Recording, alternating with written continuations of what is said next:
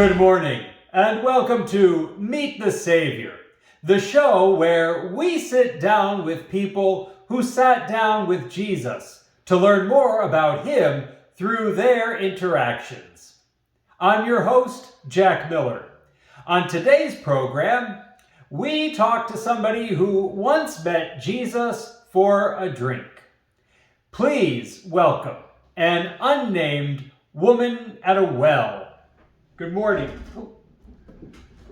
Is everything okay? Huh? Oh, I'm just not used to being out in public this time of day. I'm trying to keep a low profile. Why would you be worried about unwanted attention? Well, if you must know, my neighbors and I haven't always gotten along. That still bothers me from time to time.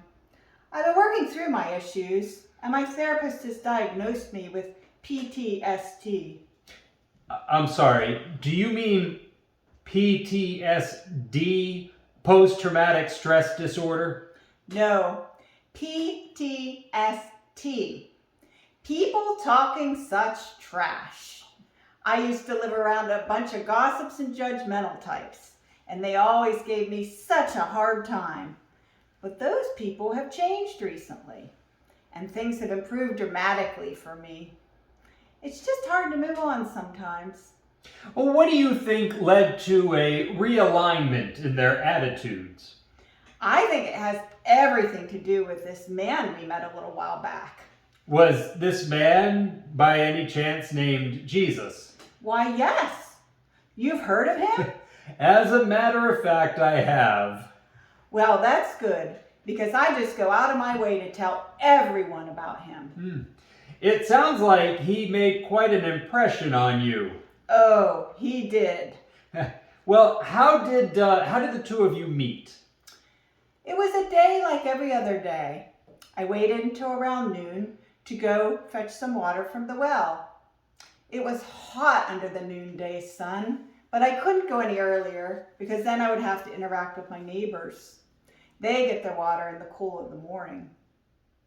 When I got to the well on this particular day, I was surprised to discover there was someone there. A man. He was alone, and he was Jewish. Oi!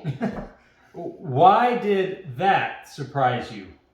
Listen, I'm a Samaritan, and Jews and Samaritans just don't get along. That's just the way it's always been.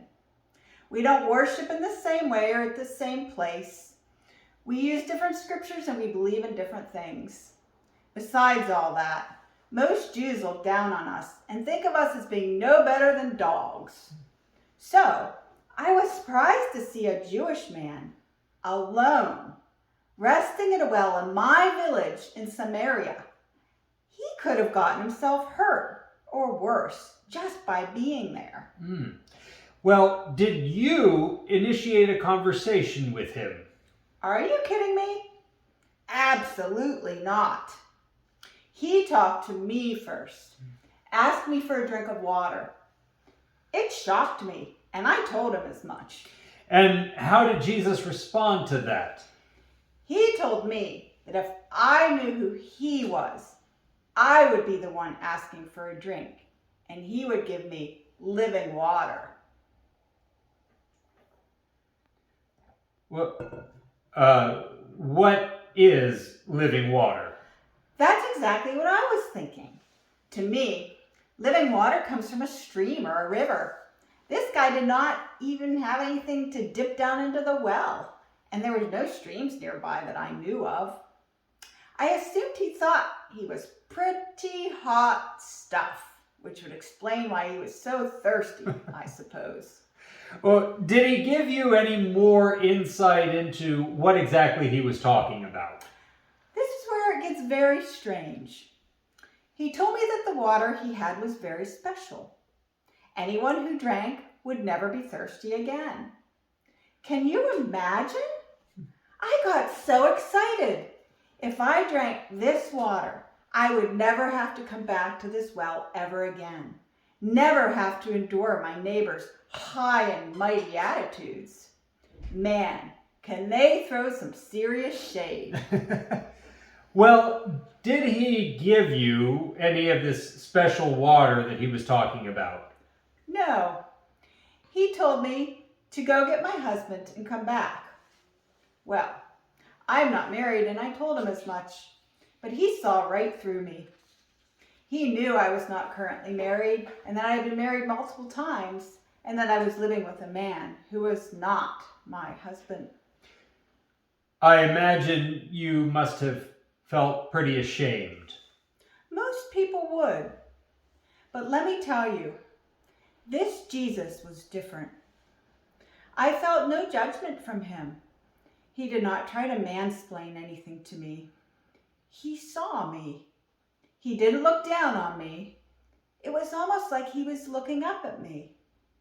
He was humble. Believe me, I've had plenty of people make me feel ashamed of myself and my choices. He did not add to my shame. He gave me hope, made me feel like a person, worthy. It's hard to explain, but in that moment, I felt restored, made whole.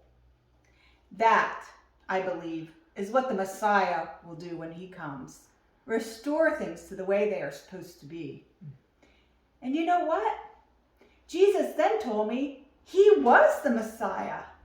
Well, how did you respond to that startling revelation? What else could I do? I went and told all my neighbors. I had to share the good news with them. It's odd.